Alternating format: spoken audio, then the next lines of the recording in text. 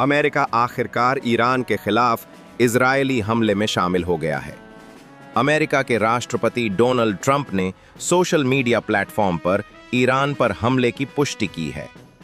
America ने Iran के 3 सबसे महत्वपूर्ण परमाणु स्थल फोर्डो, नतांज और इस्फहान पर कुल 6 GBU-57 बंकर बस्टर बम गिराए हैं। डोनाल्ड ट्रंप ने सोशल मीडिया पोस्ट में लिखा है, फोर्डो खत्म हो गया है, लेकिन दोस्तों आपको बताते हुए खुशी है कि ईरान के परमाणु स्थलों पर अमेरिका के हवाई हमलों के बाद पाकिस्तान बुरी तरह फंस गया है। अब पाकिस्तान को समझ नहीं आ रहा कि भाई साहब करे तो करे क्या और बोले तो बोले क्या। पाकिस्तान का चाटुकार मीडिया और चाटुकार राजनेता दावा कर रहे थे कि उनके फील्ड मार्शल इस्लामिस्ट जाहिल असीम मुनीर ने अपने प्रभाव का इस्तेमाल किया और ट्रंप को ईरान पर बमबारी करने के खिलाफ राजी कर लिया है। लेकिन साथियों, सबसे बड़ी ताजुब की बात तो ये है कि अमेरिका ने ये हवाई हमले रविवार को तब किए हैं जब एक दिन पहले ही पाकिस्तान ने घोषणा की थी कि उसने अमेरिकी राष्ट्रपति डोनाल्ड ट्रंप का नाम नोबेल शांति पुरस्कार के लिए भेजा है। ये तो पड़ोसी नालायक पाकिस्तान के मुंह पे जोरदार तमाचा है जिसकी आवाज पूरी दुनिया ने सुनी। अमेरिकी हमले ने पाकिस्तान के सेना प्रमुख और डोनाल्ड ट्रंप के बीच व्हाइट हाउस की मुलाकात को लेकर भी सवाल खड़े कर दिए हैं। सवाल उठने लगा है कि क्या असीम मुनीर को बुलाकर अमेरिका ने पहले ही पाकिस्तान का मुंह बंद करने का इंतजाम कर दिया था।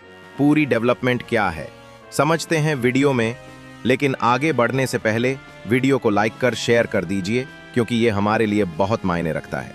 हमलों के बाद अपनी पहली टिप्पणी में ट्रंप ने कहा, हमारा उद्देश्य ईरान की परमाणु संवर्धन क्षमता को नष्ट करना और दुनिया में आतंक के सबसे बड़े प्रायोजक देश द्वारा उत्पन्न परमाणु खतरे को रोकना था। आज रात मैं दुनिया को बता सकता हूं कि हमले एक शानदार सैन्य सफलता थी। ईरान की प्रमुख परमाणु संवर्धन सुविधाएं पूरी तरह से नष्ट कर दी गई हैं। इस दौरान ट्रंप ने ईरान को धमकी दी कि अगर तेहरान ने जवाबी कार्रवाई करने की कोशिश की तो और बड़े हमले होंगे। उन्होंने कहा, मध्य पूर्व को धमकाने वाले ईरान को अब शांति स्थापित करनी चाहिए।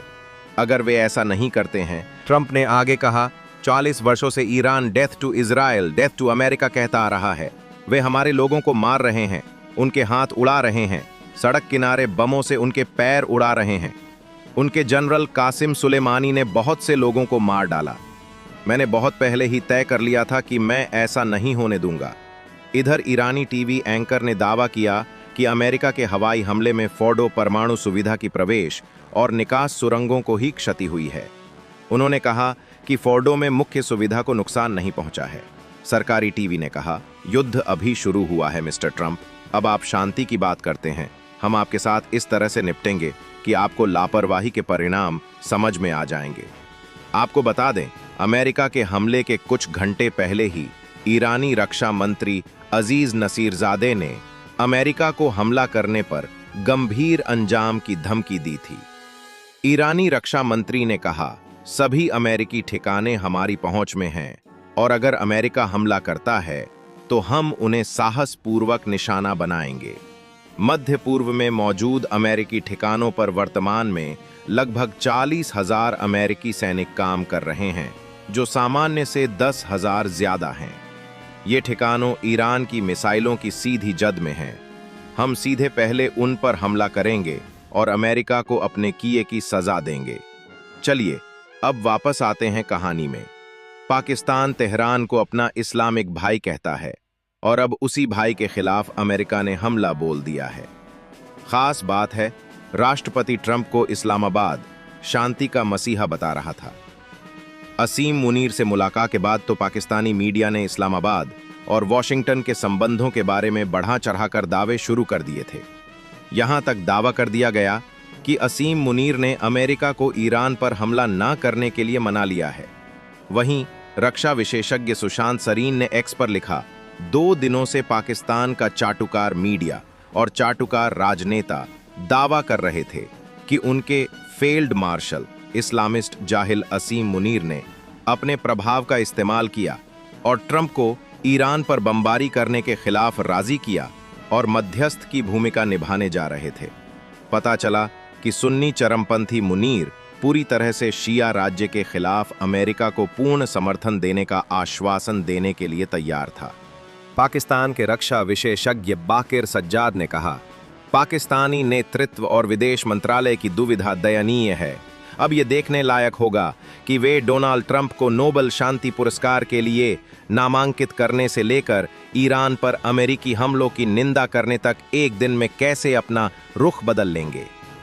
एक अन्य पोस्ट में उन्होंने कहा, कूटनीति को एक मौका देने का दावा करने के कुछ ही दिनों बाद ईरान के परमाणु स्थलों पर अमेरिका का हमला एक लापरवाह अवैध कदम है, जिससे परमाणु नतीजे और व्यापक युद्ध का खतरा है। ये शांति स्थापना नहीं है, ये उकसावे की कार्रवाई है। दुनिया को इसके खिलाफ आवाज उठानी चाहिए। बाकी आपकी क्या राय है, कमेंट बॉक्स में जरूर लिखिए और मिलते जल्द ही एक और शानदार वीडियो के साथ। तब तक के लिए जय हिंद, जय भारत, जय श्री राम।